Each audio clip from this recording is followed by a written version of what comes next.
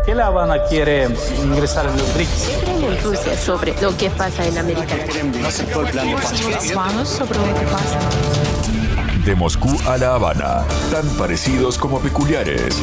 Una coproducción de Cuba Debate y Sputnik que te acerca de primera mano la perspectiva cubana, rusa y multipolar sobre lo que pasa en el mundo.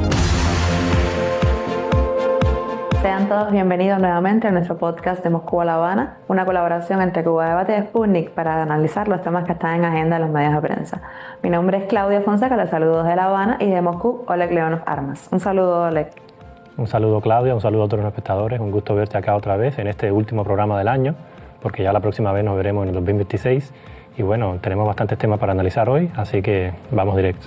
Hoy estaremos conversando sobre toda la situación que se ha generado alrededor de Venezuela. Acá las tensiones se sienten un poco más en el sur del Caribe, específicamente estas agresiones a los buques petroleros en el mar, ¿no?, alrededor de Venezuela, y también sobre recientes declaraciones del ministro de Defensa alemán sobre Rusia y la OTAN. Hagamos una pausa enseguida para comenzar. De Moscú a La Habana, entérate de primera mano sobre lo que verdaderamente opinan los rusos. Comenzamos entonces con nuestro primer tema del día, la situación en Venezuela. Como te venía diciendo, se ha complicado un poco esta situación a raíz de las últimas operaciones militares de Estados Unidos con ataques directos ya a buques petroleros venezolanos. Se convocó desde Caracas, ¿no?, a una reunión de emergencia en el Consejo de Seguridad, y hemos visto que ha sido mayoritario, ¿no?, el apoyo a Venezuela en este escenario, ya que se comprende, ¿no?, el peligro en que plantea que se sigan aumentando las tensiones militares, esta agresión directa a Venezuela que, como han repetido muchas de las representantes del Consejo de Seguridad en esta reunión de emergencia, contravienen los principios del derecho internacional, contravienen los principios también del comercio internacional. Por tanto, es mayoritario ese rechazo a estas actitudes que desde Estados Unidos se están promoviendo contra la República Bolivariana de Venezuela, específicamente contra el presidente Nicolás Maduro, un presidente que, si bien no es del agrado de Estados Unidos, ha sido presidente electo por mayoría de los venezolanos. Por tanto, merece un respeto que Estados Unidos está obviando, como no es primera vez que suceden este tipo de cosas, ¿no? Entonces, bueno, yo te pido que me comentes un poco cómo desde Moscú se ha visto esta situación. Fueron muy fuertes también las declaraciones del representante ruso en el Consejo de Seguridad, y bueno, al respecto iniciamos el debate. Bueno, a mí me gustaría iniciar con un poco repitiendo también las palabras del representante ruso en el Consejo de Seguridad, diciendo que toda esta situación lo que ha hecho es desvelar dos puntos clave. Primero que todo, la agresión de Estados Unidos contra Venezuela no tiene nada que ver ni con los cárteles, ni con la democracia, ni con toda esa retórica, ¿no?, esa narrativa que siempre han intentado expandir por el mundo. Tiene que ver únicamente con el acceso a los recursos venezolanos que Estados Unidos hasta ahora no tiene, porque el gobierno de Venezuela, como tú bien has dicho, ha puesto a funcionar esos recursos que Venezuela siempre tuvo bajo tierra, ¿no?, al servicio de su población y no al servicio de Estados Unidos y de las élites estadounidenses. Entonces, a Estados Unidos eso no le agrada nada, y sobre todo viendo, ¿no?, cómo se viene una crisis energética en el mundo, porque con toda esta guerra de sanciones contra Rusia específicamente, que Rusia es uno de los mayores exportadores también de hidrocarburos del mundo, se ha visto afectado un poco el mercado energético mundial, y Estados Unidos necesita acceso mayoritario a los hidrocarburos de Venezuela, y hasta ahora no los tiene. Entonces, esto es lo primero que se ha desvelado de esta situación, porque el estar, vamos a decirlo como lo es, ¿no?, secuestrando, atracando buques que ni siquiera son venezolanos, porque ni siquiera van bajo bandera venezolana, ni siquiera pertenecen a Venezuela, son buques de compañías internacionales de transporte que sí transportan los hidrocarburos de Venezuela, ¿no?, para sus compradores, y de eso vamos a hablar un poco más adelante. Que Estados Unidos atraque esos buques así, de esa manera tan descarada, no hay otra forma de hacerlo, en aguas internacionales, sin ninguna orden judicial ni nada, simplemente con órdenes presidenciales y tal, de Trump directamente. Eso no es otra cosa que piratería. En cualquier otra situación, si no fuera Estados Unidos, si fuera en otra época, eso se consideraría piratería, no hay otra explicación para eso. Eso es lo primero. Y lo segundo que me gustaría también decir es que esta narrativa de Estados Unidos, de la defensa de la democracia, de los derechos humanos, tampoco tiene nada que ver con esta historia, porque como tú bien has dicho, el presidente Maduro, sea del agrado o no de Estados Unidos, pero es un presidente electo por su población, ¿Por qué no hacen lo mismo con los buques, digo yo, de las monarquías del Golfo? ¿Cuánta democracia hay entre las monarquías del Golfo? ¿No? ¿Y por qué Estados Unidos no defiende la democracia ahí? Porque no les conviene, porque son sus aliados. Y también otra cosa, que entre las monarquías del Golfo la mayoría de las exportaciones que realizan es hacia China. Aquí vemos un tercer frente, que esta parte, a lo mejor el representante ruso en la ONU no la declaró, y ni el representante chino tampoco, pero es algo que se lee entre líneas. Tanto las monarquías del Golfo, a donde más venden es a China, sus hidrocarburos. Venezuela, hemos estado viendo como en los últimos años también más de la mitad, ¿no?, de los hidrocarburos que vende al exterior, que la producción ha caído bastante afectando a las sanciones, pero, y aquí me gustaría subrayar, en el último año Venezuela ha incrementado su producción. O sea, ha llegado a los 1.200.000 barriles diarios de producción, que puede ser poco, a lo mejor para los que estén en el tema. Por ejemplo, Rusia produce diariamente 10 millones de barriles, o sea, es prácticamente, diría yo, que un 90%, un 10%, ¿no?, un poco más, un 15% de lo que produce Rusia, pero si lo vemos en dinámica, yo siempre invito a ver las cosas en dinámica, esa cifra ya es mayor a lo que producían en los años anteriores, porque como ya viene dicho, la producción en Venezuela ha sido afectada, ¿no?, también por las sanciones estadounidenses, porque la mayoría de las tecnologías pertenecían a compañías estadounidenses y tal. Entonces se necesita un tiempo de recuperación y de reestructuración de la producción, ¿no?, con tecnologías alternativas, viniendo de Rusia o de China, para poder ir incrementando y recuperar esos niveles de producción que tenían anteriormente. Pero la mayor parte, volviendo por donde inicié, ¿no?, la mayor parte de las exportaciones de Venezuela van directamente a China también. Entonces, como dije ya también, aquí vemos un tercer frente, y aquí vemos el factor chino en toda esta historia. Estados Unidos, declarando que que tiene un giro, ¿no?, hacia la región del Asia del Pacífico y quiere combatir económicamente a China, dándole un golpe a Venezuela, en realidad le está dando un golpe también a la economía china. Entonces es algo que no se explica mucho y se lee entre líneas, porque también a Rusia, porque no es un secreto para nadie que Venezuela y Rusia tienen un acuerdo de asociación estratégica, o sea que ellos compilan, ¿no?, su política internacional para lograr los objetivos comunes en el ámbito internacional, ya sea en la construcción del mundo multipolar, construcción de sistemas alternativos de pago, infraestructura económica tal que sea independiente, ¿no?, de las estructuras y los institutos occidentales. Entonces, si vemos que dándole un golpe a Venezuela, Estados Unidos le da un golpe económico a China, pero también le da un golpe ideológico, ¿no?, a Rusia y a su intento de construir ese mundo multipolar que tanto deseamos acá.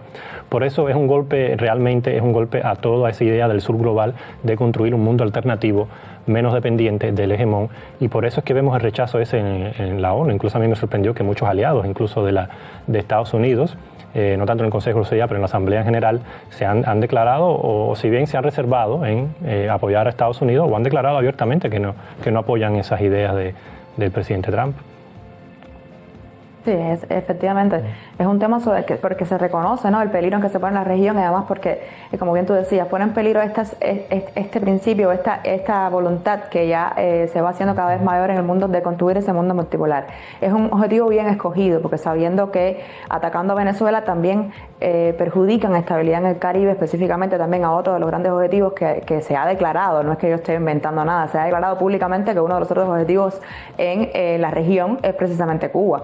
Y entonces también saben que atacando a Venezuela también se perjudica a Cuba, se perjudica también a China, se perjudica a Rusia. O sea, está muy bien escogido ese objetivo, y tiene esto que ver con esta estrategia de seguridad nacional que desde Estados Unidos se ha lanzado recientemente, y que te dice que volveremos a esa doctrina Monroe, volveremos a convertir a América Latina en ese anhelado patio trasero, como siempre ellos lo han defendido, han querido, tienen esa pretensión con la región, y lamentablemente acá en América Latina no hemos logrado esa anhelada unidad o esa cohesión que sí es necesario para enfrentar a ese enemigo tan poderoso, o para por lo menos ser un poquito más fuerte frente a ese enemigo tan poderoso, ese vecino tan poderoso que tenemos en el norte. Es un tema sobre el que hemos hablado acá en el podcast, pero bueno, me parece importante, ¿no?, recalcarlo, ¿no?, que la necesaria unidad en América Latina frente a todas estas agresiones, y más ahora en este contexto tan peligroso que se está desarrollando en el Caribe.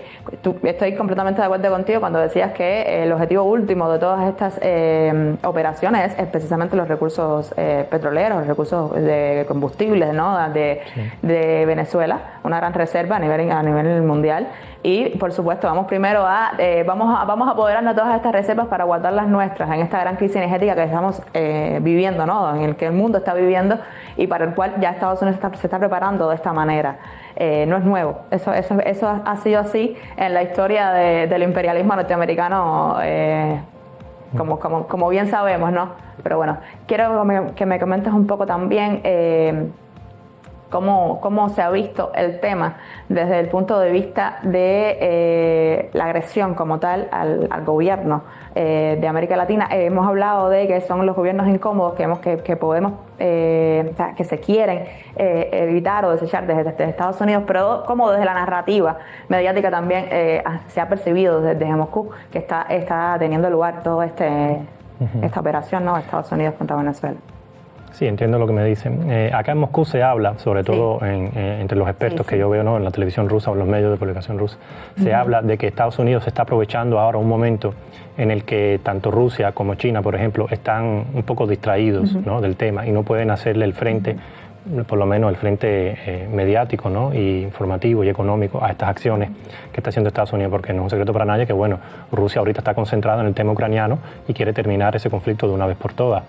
China ahora está concentrada más en el tema de Taiwán porque está viendo la militarización de la región, que también es algo que hemos hablado acá, que Estados Unidos, mediante sus proxies en la región, ¿no?, Corea del Sur, Japón, Taiwán misma, Filipinas, está haciendo como un muro de contención de China para evitar esa expansión de China al Pacífico.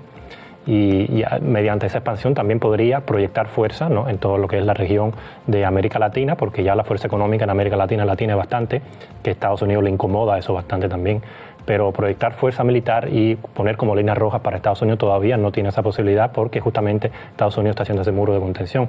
Entonces acá lo que se habla es que Estados Unidos supo aprovechar bastante esta situación con tal de distraer, ¿no?, a otras potencias mundiales de este asunto para interferir en los asuntos latinoamericanos y sabiendo que nadie prácticamente le va a hacer frente, por lo menos en el ámbito de los grandes jugadores internacionales, ¿no? Y otra cosa también que me gustaría decir también acá es que no estamos hablando solamente del petróleo venezolano, es algo que se habla muy poco, pero ahora mismo se están llevando también batallas por el litio. Es un recurso bastante necesario, sobre todo en esta época de transición energética, ¿no?, de la energía de los hidrocarburos a la energía renovable, ¿no?, la del sol, la del viento y tal. Y entonces en esa transición el litio es un elemento clave para poder guardar, ¿no?, y reservar esa energía creada. Y hemos visto como en el llamado triángulo también, el triángulo del litio, ¿no?, que vendría siendo Argentina, Chile, Bolivia, en los últimos años se han producido cambios de poder de fuerzas de izquierda a fuerzas mayores de derecha. Y aquí, independientemente de la posición política de cada cual, porque no quiero entrar en eso, para eso están los justos, ¿no?, para las posiciones políticas de cada cual, pero los intereses económicos de Estados Unidos se están viendo ahora fortaleciendo en ese triángulo del litio llamado, ¿no?, mientras que los intereses económicos de Rusia y China han sido debilitados. Y eso acá en Rusia también es algo que se habla y lo tenemos bastante claro, porque si bien los gobiernos de izquierda, ¿no?, de esos tres países que mencioné, eran más propensos a tener relaciones precisamente con China o con Rusia, porque les daban, estos dos países, ¿no?, Moscú y Pekín, les daban condiciones favorables, ¿no?, a esos países en el intercambio comercial, en la industria, en el intercambio tecnológico. O sea que ni Rusia ni China nunca imponían condiciones para su intercambio comercial, mientras que Estados Unidos sí. Y entonces estamos viendo cómo en este triángulo también Estados Unidos ahora se está fortaleciendo, y es algo que, si bien no preocupa tanto a Rusia y China, porque Rusia, bueno, es el país más extenso del mundo, tiene sus propios recursos. China también tiene la posibilidad de buscar otro tipo de recursos. Pero en lo que es el tablero global, ¿no?, el tablero planetario, por supuesto que a Rusia y China esto le incomoda, porque una vez más, lo repito, esto va en contra de la idea general que tienen los BRICS y el sur global de construir un mundo multipolar igualitario en que todas las regiones se traten, ¿no?, entre iguales. Y como también he dicho muchas veces acá, la idea es que, también se ha dicho muchas veces desde Moscú por diferentes representantes y funcionarios, la idea es que Latinoamérica se vea a sí misma como uno de esos futuros polos del mundo multipolar. Y estas acciones de Estados Unidos en la región van justamente contra eso.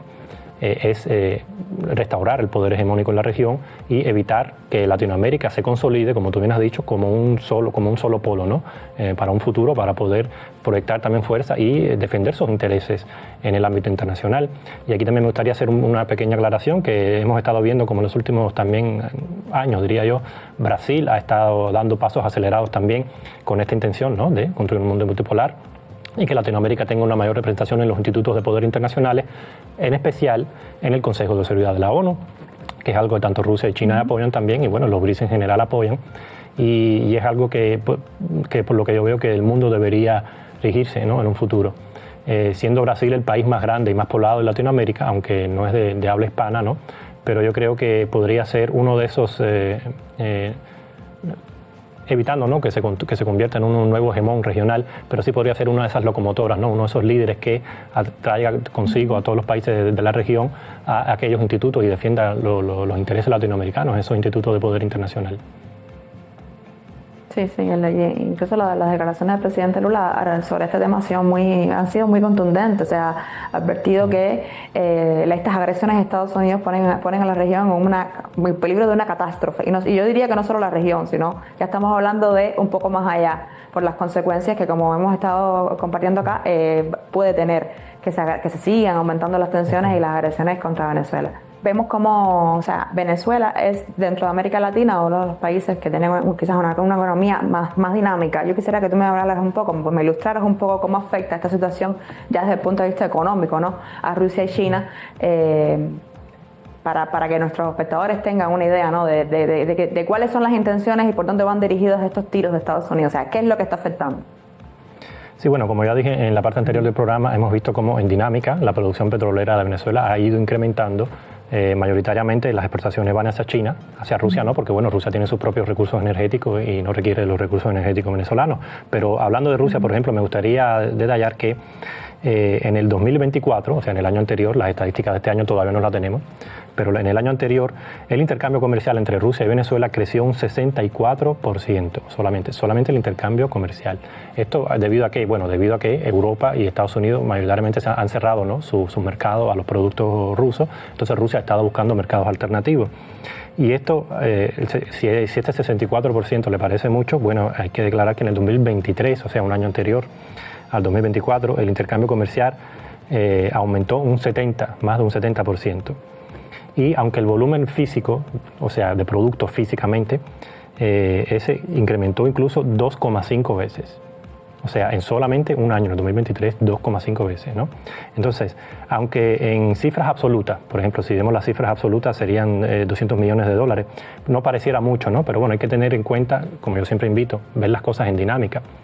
Si creció el intercambio físico 2,5 veces y el intercambio en monetario, ¿no?, en 2 años, primero un 70% y después un 64%, o sea, vemos que la dinámica evidentemente se está disparando. Y eso también es otro factor que a Estados Unidos específicamente le preocupa mucho, la influencia económica de otras potencias en la región. Y si vemos, porque es una moneda con dos caras, ¿no?, si vemos la otra cara de esa misma moneda, es que Latinoamérica se está independizando de Estados Unidos económicamente, o sea que está buscando otros mercados a sus productos también alternativos al estadounidense, y eso a Estados Unidos claro que no le gusta, porque como tú bien has dicho, Estados Unidos ve a Latinoamérica como su patio trasero y quiere que eso continúe siendo así, quiere ser el mayor, ¿no?, beneficiario económico de toda la región, y no le conviene nada que otras potencias le hagan competencia en la región. Entonces, hablando del factor chino, por ejemplo, vimos que China, ¿no?, también condenó, ¿no?, estas acciones, y me gustaría aquí también destacar que, por ejemplo, las estadísticas dicen que entre el 2007 y el 2017 es un decenio, ¿no?, que China va contando su economía por decenios. Este decenio en el que estamos viendo ahora todavía no han contabilizado las cifras, pero en el decenio anterior Venezuela recibió 62.000 millones de dólares en inversiones y préstamos desde China. Volviendo a lo que dije anteriormente, Estados Unidos quiere mantener a Latinoamérica, y a Venezuela en particular, como dependiente suyo, ¿no? Como, o sea, yo soy el único que puede invertir acá, yo soy el único que puede sacar los recursos. No quiere ver competencia de otras potencias en la región. Entonces, todas estas acciones militares, como ya también resumiendo, ¿no?, lo que dije anteriormente, también vienen destinadas, además de obtener el control sobre los recursos energéticos venezolanos, es darle un golpe aquella idea de construir un mundo multipolar en la que todas las potencias comercian entre todas y no haya zonas de influencias como tal, ¿no? Entonces, por ahí por donde van todos los tiros. Con curiosidad, de Moscú a La Habana, rompiendo los clichés de la propaganda globalista. Hemos visto en estos días unas declaraciones del ministro de Defensa alemán sobre Rusia, en el que dice que ahora mismo no avisora que Rusia puede atacar la OTAN. Me llama la atención esto porque hace muy poco este mismo señor había dicho que avisoraba o que predecía que Rusia estaba en condiciones de atacar a la OTAN antes de 2029. Entonces ahora vemos como un retroceso en su manera de percibir el mismo asunto. ¿Me puedes comentar cómo se ha visto este tema desde Moscú? Bueno, aquí también nos reímos bastante, incluso yo he visto bastantes memes sobre este tema de Pistorius, ¿no? El ministro Boris Pistorius se llama, el ministro de Defensa alemán, cambiando cada mes de retórica. Simplemente para poner en contexto a nuestros lectores, ¿no? Estas declaraciones que dice ahora en diciembre, ¿no? del 2025, diciendo de que, bueno, de que Rusia probablemente no tenga planes de atacar a la OTAN, es la posición de Rusia precisamente. También hablaré de esto un poco más adelante, pero haciendo retrospectivas, ¿no? Por ejemplo, en enero de 2024, Pistorius mismo dice que nuestros expertos prevén un periodo de 5 años durante la cual esto, ¿no? el supuesto ataque de Rusia a la OTAN, podría ser posible. Esto en enero del 2024. Ya en julio del 2025, él mismo dice, las tropas alemanas están preparadas para matar soldados rusos si Rusia ataca a un país de la OTAN. Alemania está abandonando su política de disuasión militar tras la Segunda Guerra Mundial. O sea, también defendiendo la idea de que, bueno, de que Rusia tiene planes de atacar a la OTAN. En noviembre de 2025, o sea, estamos hablando del mes pasado, siempre dijimos que esto podría suceder a partir del 2029. Y vemos como en un mes de repente cambia de retórica y dice de que bueno, de que no esperamos, yo no creo que Rusia tenga planes de atacar a la OTAN. Aquí en mi visión particular, esto lo digo, lo aclaro especialmente para que se entienda, ¿no? Que es mi visión particular de esto. Lo que estamos viendo es que Alemania poco a poco, empezando por su ministro de Defensa, se está inclinando por la posición estadounidense respecto al tema de Ucrania. Porque hemos visto también en los últimos días, esta semana, que Europa fracasó en su idea de confiscar los activos rusos.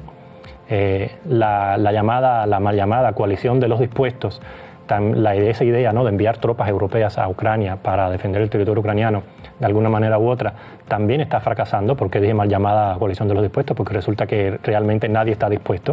O sea, todos apoyan la idea, pero cuando llega la hora de la verdad de enviar sus tropas a Ucrania, todos como que se echan para atrás, ¿no?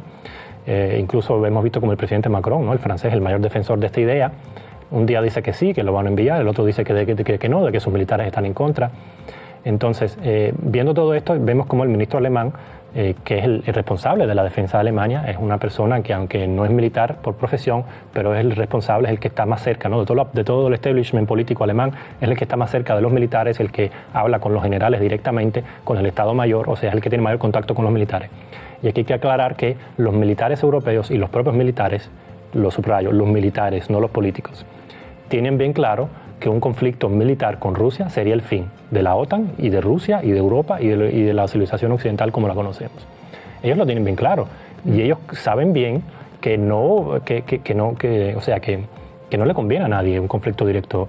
Ahora, ¿por qué los políticos, hablando de políticos me refiero a los líderes de Estado o a von der Leyen, por ejemplo, ¿no? La presidenta de la Comisión Europea, que a menudo repite esta mantra de que Rusia tiene planes de atacar Europa, Rusia tiene planes de atacar la OTAN? Ella siempre lo viene repitiendo.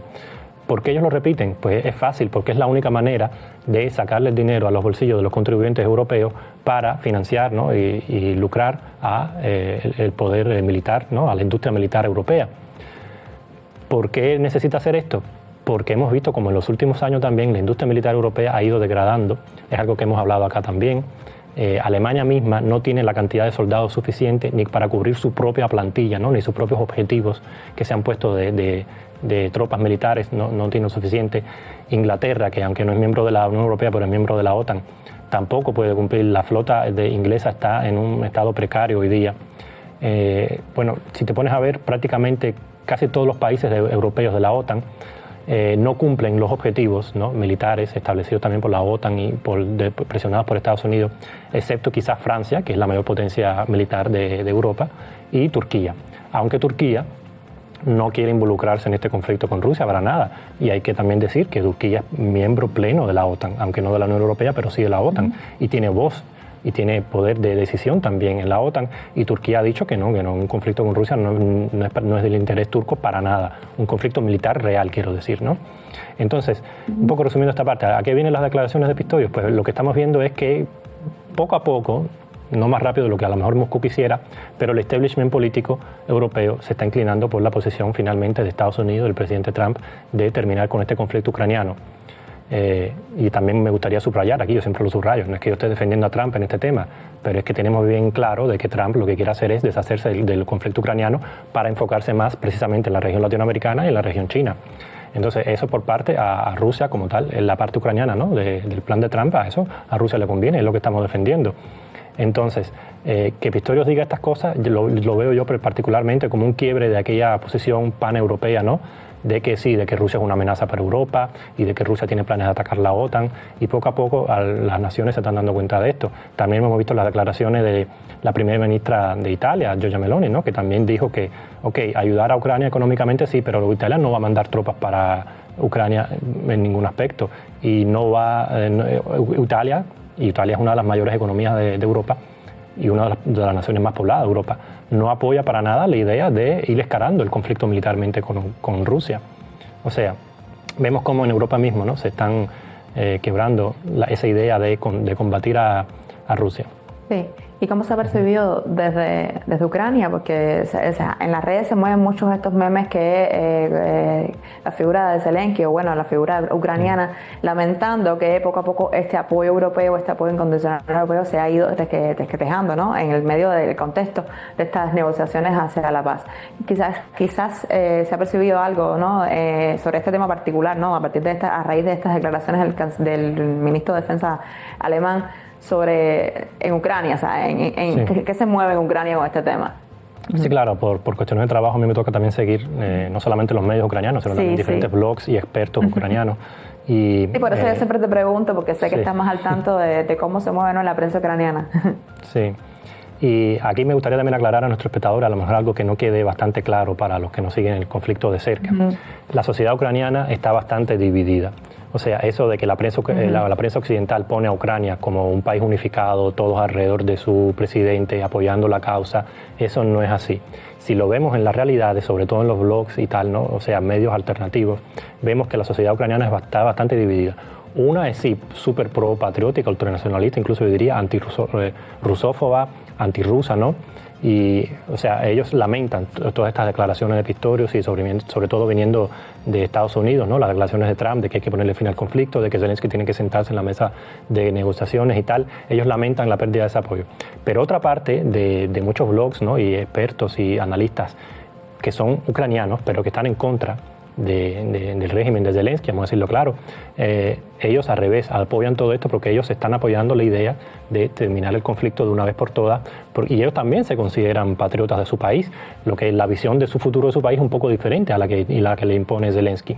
Entonces hemos visto también cómo la sociedad ucraniana misma se está quebrantando, y poco a poco son más la cantidad de partidarios de que Ucrania, de que debe ponérsele fin al conflicto ahora, y sobre todo para los ucranianos esto sí les queda bastante claro, que si no se hace ahora, si no se logra ahora, de aquí a un año, de aquí a 2 años, de aquí a 3 años, las condiciones van a ser incluso peores. O sea, quizás para el poder ucraniano, ellos con la idea de resistir el máximo en el poder, ellos sí están dispuestos a mandar a sus compatriotas a morir en el frente lo máximo que se pueda. Pero los ucranianos de a pie no piensan así. Muchos ucranianos de a pie dicen, bueno, si no es ahora, mañana va a ser peor. Precisamente, a ver, para que nuestros seguidores nos entiendan, poniéndonos en la figura de este ministro alemán, que pudiera pensar, ¿por qué Rusia pensaría hipotéticamente en atacar a Europa, en atacar a la OTAN? Eso tiene que ver con los objetivos rusos, o sea, responde esto realmente a objetivos rusos. Yo quisiera invitar a todos nuestros espectadores a que piensen un poco también con su propia cabeza, ¿no? Y no solamente leer las declaraciones que la prensa occidental mainstream les impone. Un poco analicemos las declaraciones que vienen de Europa sobre que Rusia tiene supuestos planes de atacar Europa y atacar la OTAN. Primero que todo, en Rusia lo tenemos bien claro. Militarmente, la OTAN supera a Rusia varias veces, y eso no es un secreto para nadie acá en Rusia. Nosotros sabemos que nuestras fuerzas armadas son bastante fuertes, que tenemos el escudo nuclear, el llamado escudo, ¿no?, la triada nuclear, pero tenemos claro que un conflicto con la OTAN con armas convencionales, nosotros no lo vamos a poder ganar. Eso en Rusia está claro, y eso incluso el propio presidente Putin lo ha dicho. O sea, no es un secreto para nadie, no vamos a alardear de eso. La única razón por la que Rusia todavía hoy existe como país es porque tiene la triada nuclear que de la época incluso de Stalin, ¿no? Después de la Segunda Guerra Mundial, se logró por la Unión Soviética siendo el segundo país en tener armas nucleares. Si no fuera por eso, ya Rusia hubiese dejado de existir, ya Rusia hubiese sido Irak o Libia o Siria, cualquier otro de esos países. Eso acá en Rusia lo tenemos bastante claro.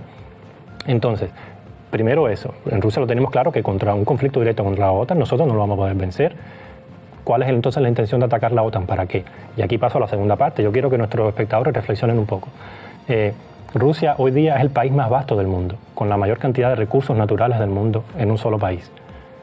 ¿Qué puede darnos a nosotros, Europa o la OTAN, los países de la OTAN, una vez conquistados? ¿Para qué? Si nosotros tenemos tantos recursos que ni nosotros mismos tenemos la cantidad de población para poder extraerlos y elaborarlos y producirlos y construir fábricas. También, siendo el país más vasto del mundo, con esa cantidad de riquezas naturales, tenemos uno de los índices de desempleo más bajos del mundo.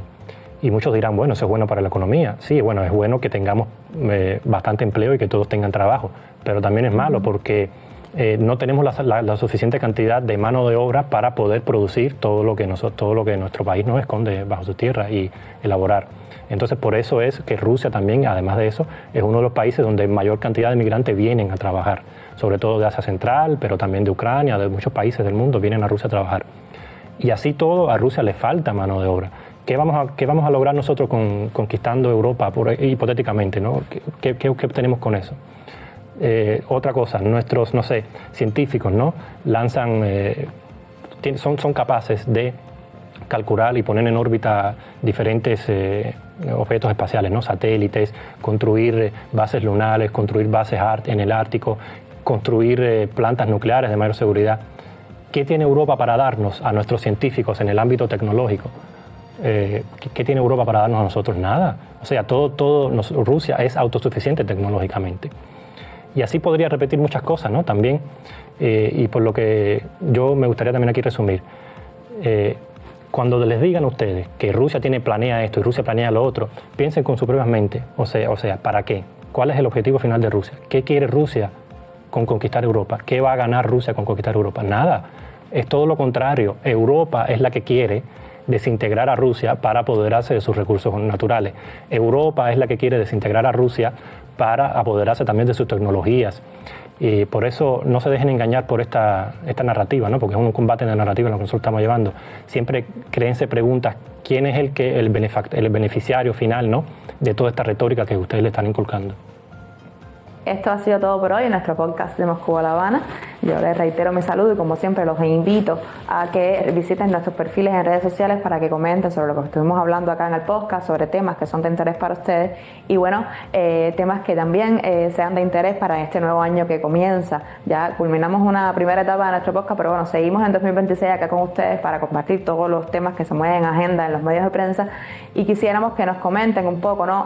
Sobre lo que hemos hecho y las perspectivas que tienen de nuestro podcast para el siguiente año. Yo les reitero mi saludo y nos volveremos a encontrar. De Moscú a La Habana, tan parecidos como peculiares, una coproducción de Cuba Debate y Sputnik para que tengas una perspectiva más amplia de las noticias que llegan desde todo el planeta.